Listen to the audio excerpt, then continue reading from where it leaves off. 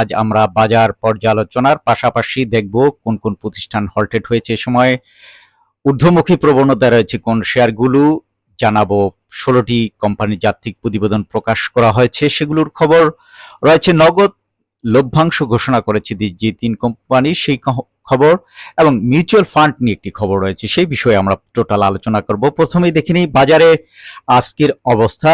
প্রধান সূচক বেলা 12:26 পর্যন্ত 21 পয়েন্ট বেড়ে 5,825 পয়েন্টে অবস্থান করছে। অন্যদিকে ডিএসসিএস ইন্ডেক্স 1 পয়েন্ট বেড়ে 1,184 পয়েন্ট এবং ডিএস30 ইন্ডেক্স 4 পয়েন্ট বেড়ে 2,197 পয়েন্টে অবস্থান করছে। এ সময় 192টি প্রতিষ্ঠানের দর বেড়েছে, কমেছে 135টির, 62টির দর ছিল অপরিবর্তিত। 445 কোটি টাকার লেনদেন হয়েছে আগের কার্যদিবসে, যেখানে 938 কোটি টাকার লেনদেন হয়েছিল।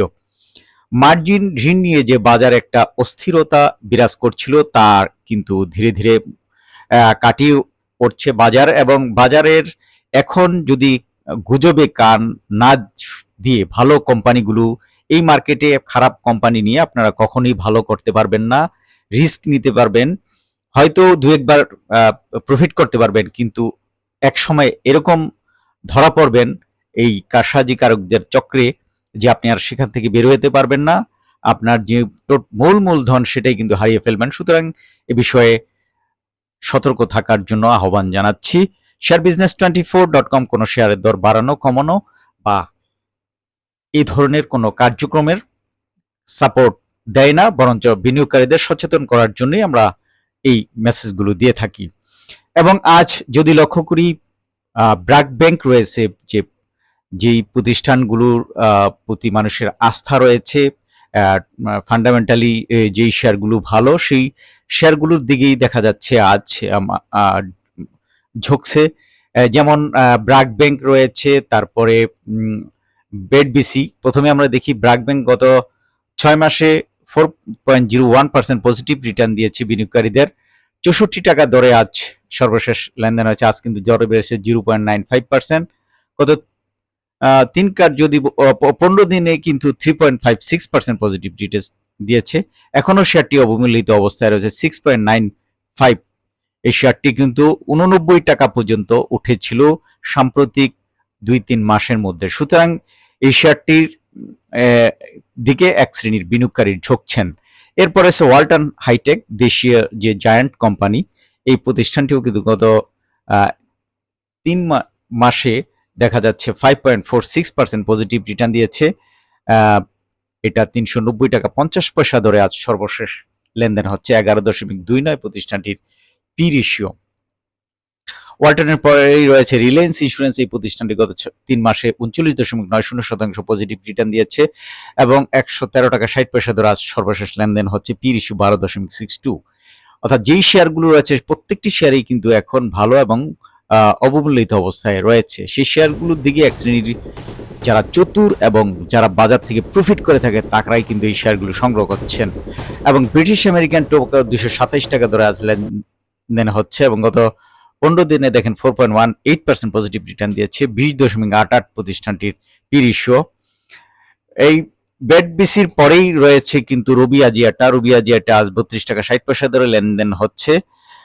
তারপরে রয়েছে পাওয়ার গ্রিড 38 টাকা 80 পয়সা ধরে, বিএসআরএম লিমিটেড 103 টাকা 80 পয়সা ধরে, তারপরে বাংলাদেশ ন্যাশনাল ইন্স্যুরেন্স, এই প্রতিষ্ঠানটি ও 112 টাকা 60 পয়সা ধরে পজিটিভ মুভমেন্টের মধ্যে রয়েছে। এবং গ্রামীণ ফোন 258 টাকা 50 পয়সা ধরে আজ সর্বশেষ লেনদেন হচ্ছে। এবং প্রিমিয়ার ব্যাংক, এই প্রতিষ্ঠানটি 5 টাকা 40 পয়সা ধরে লেনদেন হচ্ছে। 5.88% দর বেড়েছে প্রতিষ্ঠানটির। এখন দেখি যে এই মন্দা অবস্থার মধ্যেও বেশ কিছু প্রতিষ্ঠান যেমন এতদিন হল্টেড হয়েছিল, আজও কিন্তু ঊর্ধ্বমুখী বাজারও সেই শেয়ারগুলোর দু একটি দেখা যায় যে হল্টেড হচ্ছে। এবং সেই প্রশ্নবিদ্ধ কোম্পানিগুলোর মধ্যে রয়েছে ফ্যামিলিটেক্স, ফারিস্ট ফিন্যান্স এবং ফার্স্ট ফিন্যান্স। এরপর দেখেন আজ ফারিস্ট ফিন্যান্সের আগে বিডি থাই ফুডের দর 2 টাকা 10 পয়সা বেড়ে 23 টাকা 80 পয়সা। বাংলাদেশ ন্যাশনাল ইন্স্যুরেন্সের দর 10 টাকা 20 পয়সার 112 টাকা 60 পয়সা। ফ্যামিলিটেক্সের দর 20 পয়সা বেড়ে 2 টাকা 70 পয়সায়। ফারিস্ট ফিন্যান্সের দর 10 পয়সা বেড়ে 1 টাকা 80 পয়সা। ফার্স্ট ফিন্যান্সের দর 10 পয়সা বেড়ে 1 টাকা 90 পয়সায় হল্টেড হয়েছে। অন দ্য ইন্টারন্যাশনাল লিজিং এই প্রতিষ্ঠানটির দর 10 পয়সা বেড়ে 1 টাকা 80 পয়সায়, নুরানি ডাইং এই প্রতিষ্ঠানটির দর 20 পয়সা বেড়ে 3 টাকা 10 পয়সা এবং তুংহাই নিটিং এই প্রতিষ্ঠানটির দর 20 পয়সা বেড়ে 3 টাকা এবং জিল বাংলা 18 টাকা 20 পয়সা বেড়ে 226 টাকা 90 পয়সায় হলটেড হয়েছে। জিল বাংলার কিছুদিন আগে কিন্তু অতিরিক্ত দর বাড়ার ফলে প্রতিষ্ঠানটির লেনদেন বন্ধ করে দিয়েছিল। সুতরাং দেখে শুনে শেয়ারে বিনিয়োগ করবেন। এখন দেখা যাক যে সপ্তাহ জুড়ে 16 কোম্পানির আর্থিক প্রতিবেদন প্রকাশ করেছে এবং কার মুনাফা বাড়লো কার লোকসান হলো সেগুলো দেখি। আমরা যদি প্রথমেই কোম্পানিগুলোর নাম জেনে নেই যে কোম্পানিগুলো কোনগুলো: Shahjalal Islam Bank, Jamuna Bank, South East Bank, Rupali Bank, Premier Bank, Singer Bangladesh, Heidelberg, তারপরে রয়েছে ইউনিয়ন ক্যাপিটাল, আলহাস টেক্সটাইল, তারপরে আছে প্রগতি ইন্স্যুরেন্স, ফিনিক্স ইন্স্যুরেন্স, রয়েছে United Insurance, Rupali Insurance, Crystal Insurance, Agrani Insurance এবং প্যারামাউন্ট। এর মধ্যে ম্যাক্সিমাম দেখা যায় দু একটি ব্যাংক ছাড়া প্রত্যেকটি ইন্স্যুরেন্স কোম্পানি। যমুনা ব্যাংকের দ্বিতীয় প্রান্তিক ইপিএস বেড়ে 2 টাকা 9 পয়সা এবং 6 মাসে 4 টাকা 3 পয়সা হয়েছে। শাহজালাল ইসলাম ব্যাংকের দ্বিতীয় প্রান্তিক 1 টাকা 65 পয়সা, 6 মাসে 2 টাকা 77 পয়সা মুনাফা হয়েছে। একই সাথে সাউথ ইস্ট ব্যাংকের দ্বিতীয় প্রান্তিক ইপিএস দাঁড়িয়েছে 65 পয়সা আর 6 মাসে 1 টাকা 64 পয়সা। অন্যদিকে রূপালী ব্যাংক, প্রিমিয়াম ব্যাংক লোকসানে রয়েছে। রূপালী ব্যাংকের দ্বিতীয় প্রান্তিকে শেয়ার প্রতি লোকসান হয়েছে 2 টাকা 9 পয়সা আর 6 মাসে 5 টাকা 48 পয়সা। প্রিমিয়ার ব্যাংকের দ্বিতীয় প্রান্তিকে লোকসান বেড়ে 2 টাকা 28 পয়সা হয়েছে এবং 6 মাসে 3 টাকা 15 পয়সা।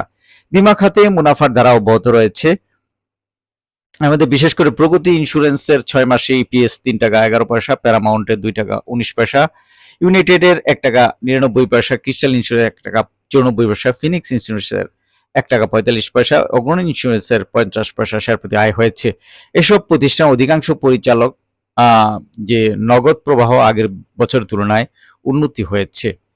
এরপরে 3টি রয়েছে বহুজাতিক কোম্পানি। সিঙ্গারের প্রত্যাবর্তন, হাইডেলবার্গ অবশ্য লোকসানে রয়েছে। বহুজাতিক প্রতিষ্ঠান সিঙ্গার বাংলাদেশ দ্বিতীয় প্রান্তিকে লোকসান কাটিয়ে 1 টাকা 34 পয়সা শেয়ার প্রতি মুনাফা অর্জন করেছে। যদিও 6 মাস শেষে কোম্পানিটি এখনো 4 টাকা 24 পয়সা শেয়ার প্রতি লোকসান রয়েছে। একই সময়ে কোম্পানির শেয়ার প্রতি নিট সম্পদ মূল্য ঋণাত্মক 2 টাকা 55 পয়সা। সুতরাং সম্পদ মূল্য কিন্তু খুবই খারাপ অবস্থায় রয়েছে। হাইডেলবার্গের দ্বিতীয় প্রান্তিকে 1 টাকা 9 পয়সা এবং 6 মাসে 1 টাকা 96 পয়সা লোকসান হয়েছে শেয়ার প্রতি। ইউনিয়ন ক্যাপিটাল আর্থিক সংকট কিন্তু অব্যাহত রয়েছে। এই প্রতিষ্ঠানের শেয়ার প্রতি লোকসান হচ্ছে 1 টাকা 18 পয়সা, 6 মাসে 2 টাকা 12 পয়সা। একই সঙ্গে শেয়ার প্রতি নিট দায় দাঁড়িয়েছে 67 টাকা 61 পয়সা। অন্যদিকে আলহাস টেক্সটাইলের 3 প্রান্তিকের যে হিসাব সেটা প্রকাশ করা হয়েছে। প্রথম প্রান্তিকে 52 পয়সা লোকসান, দ্বিতীয় প্রান্তিকে 65 পয়সা এবং তৃতীয় প্রান্তিকে 30 পয়সা লোকসান গুনেছে কোম্পানিটি। এরপর আমরা আরেকটি খবর দেখব যে 3 কোম্পানির লভ্যাংশ ঘোষণা করা হয়েছে। এর মধ্যে সন্ধানী লাইফ ইন্স্যুরেন্স 12% নগদ লভ্যাংশ দিবে। অন্যদিকে রূপালী লাইফ 12% নগদ লভ্যাংশ দিবে। আর লোকসানের মধ্যে 3% লভ্যাংশ দিবে আলহাস টেক্সটাইল। পুরো খবরটি শেয়ার বিজনেস 24.com এর ওয়েবসাইট থেকে দেখে নিতে পারেন। এরপর আমরা যে খবরটি নিয়ে আলোচনা করব যে মিউচুয়াল ফান্ডে ডিজিটাল যুগের সূচনা, আধুনিক কাস্টোডিয়ান সফটওয়্যার তৈরির নির্দেশ দিয়েছে বিসিসি। যে কোনো দেশের পুঁজিবাজার ভালো করতে হলে